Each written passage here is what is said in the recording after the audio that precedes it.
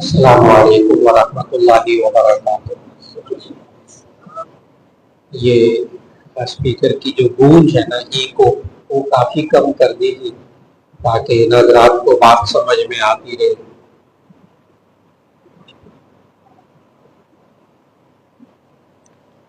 بسم اللہ الرحمن الرحیم، نحمدہ ونصلی علی رسولہ الکریم، اما بعد، اعوذ باللہ من الشیطان الرجیم، بسم اللہ الرحمن الرحیم۔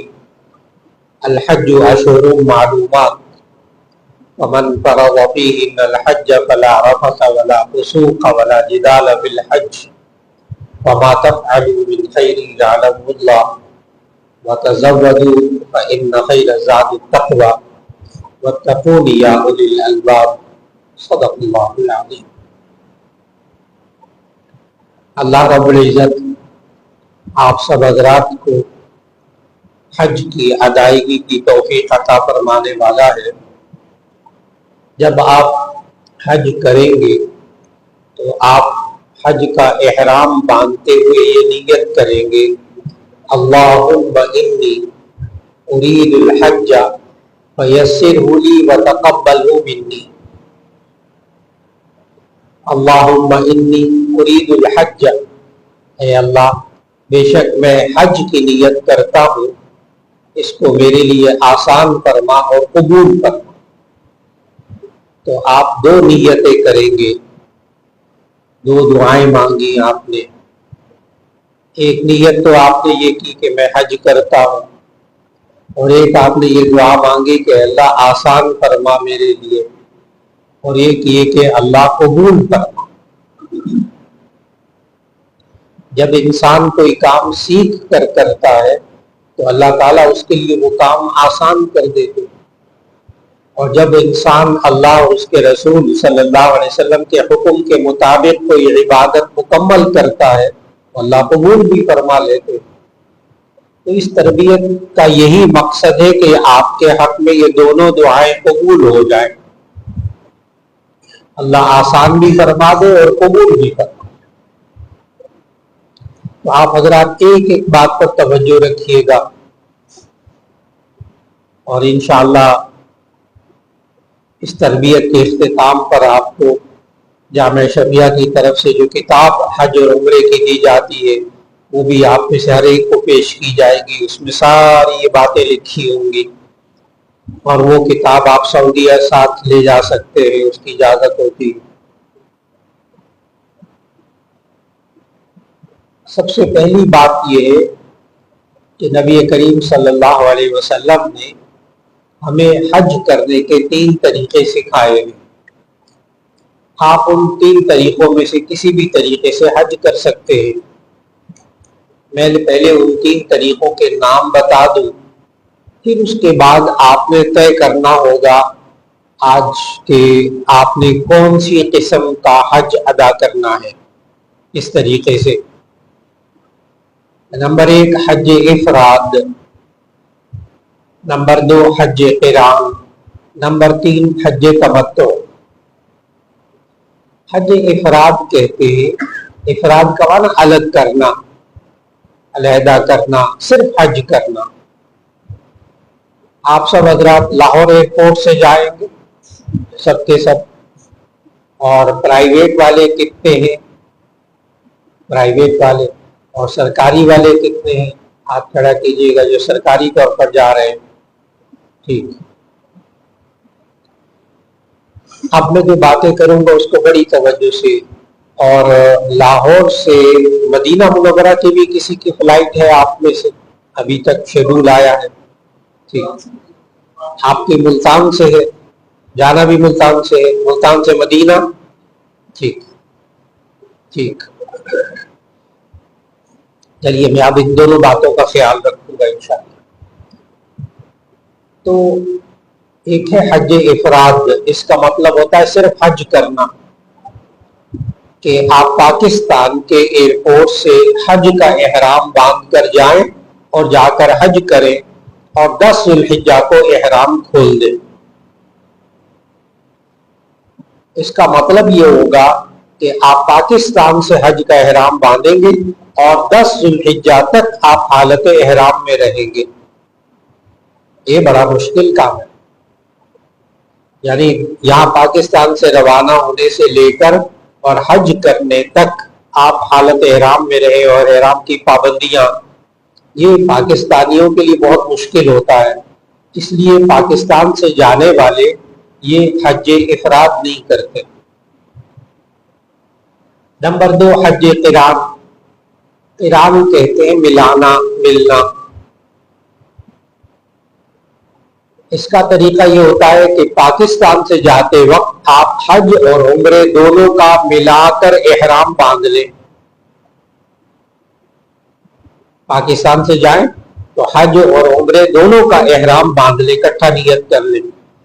پہلے جا کر آپ عمرہ کریں گے، عمرہ کر کے احرام نہیں کھول سکیں گے کیونکہ آپ نے حج کا احرام نہیں باندھا ہوا ہے. آپ طواف کریں گے، سعی کریں گے، بال نہیں کٹوائیں گے، آپ کا احرام نہیں کھلے گا. آپ کا احرام تو چلے گا حج تک. آپ فوراً سمجھ گئے کہ پاکستان سے جانے سے لے کر اور حج تک آپ حالت احرام میں رہیں گے. یہ بھی پاکستانی کے لیے، خاص طور پر مرد اور خواتین کے لیے بڑا مشکل ہے. یہ 2 طریقے ہو گئے. حج افراد بھی نہیں کرتے پاکستان سے جانے والے اور حج قران بھی نہیں کرتے. بس وہ لوگ جن کی بالکل آخری فلائٹس ہوتی ہے نا، بالکل آخری فلائٹ، تو وہ حج افراد یا قران کا احرام باندھ لیتے ہیں. لیکن ان کو بھی کم از کم 8-10 دن احرام باندھنا پڑتا ہے. 8-10 دن احرام کی حالت میں رہنا پڑتا ہے. وہ بھی کافی مشکل ہوتا ہے، لیکن بعض ہمت والے کر لیتے ہیں. تو حج افراد بھی نہیں کرتے پاکستان سے جانے والے اور حج قران بھی نہیں کرتے. اب ایک تیسری قسم رہ گئی، حج تمتع. اس کا ذکر اللہ تعالیٰ نے قرآن مجید میں سورۃ البقرہ میں فرمایا، فَمَن تَمَتَّعَ بِالْعُمْرَةِ إِلَى الْحَجِّ فَمَا اسْتَيْسَرَ مِنَ الْهَدْيِ، کہ جو بندہ عمرہ کر کے حج تک فائدہ اٹھائے، جو شخص فَمَن تَمَتَّعَ بِالْعُمْرَةِ إِلَى الْحَجِّ، جو عمرہ کر کے حج تک فائدہ اٹھائے تو وہ قربانی دے دے. اب میں حج تمتع بتانے لگا ہوں. تمتع کا مطلب ہے فائدہ اٹھانا. اور یہ فائدہ کیا اٹھاتا ہے کہ پاکستان سے جاتے وقت ایئرپورٹ سے یہ صرف عمرے کا احرام باندھے گا، حج کا بالکل نہیں. پاکستان سے جاتے وقت عمرے کا احرام باندھنا ہے، بس جا کر آپ عمرہ کریں گے، احرام کھول دیں گے. اس کے بعد 8 ذوالحجہ جب آپ نے مینا جانا ہوگا اس وقت تک بغیر احرام کے، پھر 8 ذوالحجہ کو آپ حج کا احرام باندھیں گے اور پھر اس کے بعد 8، 9، 10 تاریخ کو آپ ابھی میں بتاؤں گا کہ وہ احرام کھول دیں گے آپ قربانی کر کے. تو اس کا مطلب کیا ہوا کہ آپ پورے حج تمتع میں صرف 4 دن احرام باندھیں گے، 1 دن عمرے کا، 3 دن حج کے. یہ سب سے زیادہ آسان ہے. باقی آپ کے پورے سفر میں 1 دن بھی کوئی پابندی نہیں ہے احرام کی. عام کپڑے پہنے، ایک پابندی بھی نہیں، کچھ بھی نہیں. یہ پاکستانیوں کے لیے بہت آسان ہوتا ہے. اس لیے پاکستان سے جانے والے سارے حاجی حج تمتع کرتے ہیں. اور حج تربیت بھی ہمیشہ حج تمتع کی دی جاتی ہے. ساتھ ساتھ افراد اور قران کے مسائل بالکل نہیں بتائے جاتے، اس لیے کہ حاجی نہیں پہچان سکتا کہ مولانا صاحب نے یہ افراد کا طریقہ بتایا تھا یا قران کا بتایا تھا اور یہ مسئلہ کس سے تعلق رکھتا ہے. اس کے لیے مفتی صاحب کو آج افراد قران کرنا چاہے تو مفتی صاحب سے الگ سے پوچھ لے دے میں افراد کرنا چاہتا ہوں کیا کروں. باقی کام تو وہی ہے سارے، تھوڑی سی ترتیب میں فرق ہو جاتا ہے. تو ہمیں اساتذہ منع کرتے ہیں کہ آپ حج افراد اور قران کو مجمع کے سامنے بیان نہ کریں، کہیں وہ غلط مکس ہو جائے گا سب کچھ. تو اب آپ نے یکسو ہو کر چلنا.